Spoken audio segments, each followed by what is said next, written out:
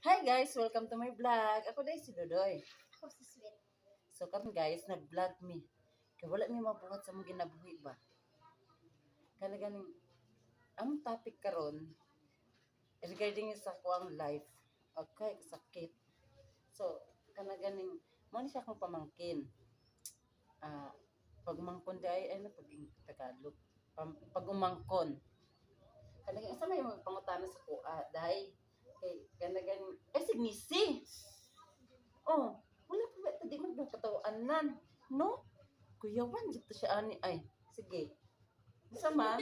Oh, pangutanan na, naunsa ka man? Ako balon sa may pangutana. Oh, kabalo.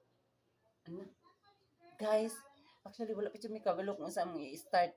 Kay first vlog pa naman ni.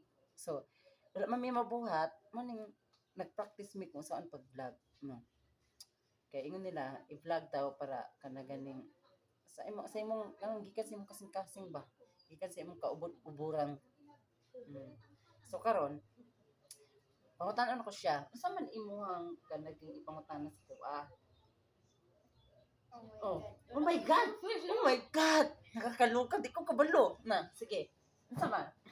Sige, ikaw mangutan ako kahit aso kanaging guys ato ning tutukan ha kanagani sa among vlog duha ra man jud mi, duha pa meron ana, pero pagka ikapila namang vlog daghan na mi ha.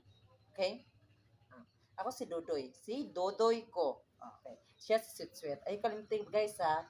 So, okay. Sa ipangutana nimo. Wala pa balo. Ha? Hala ka, saking lagi ka girl. Nagkabalo to. Sa akin po. Ayan na.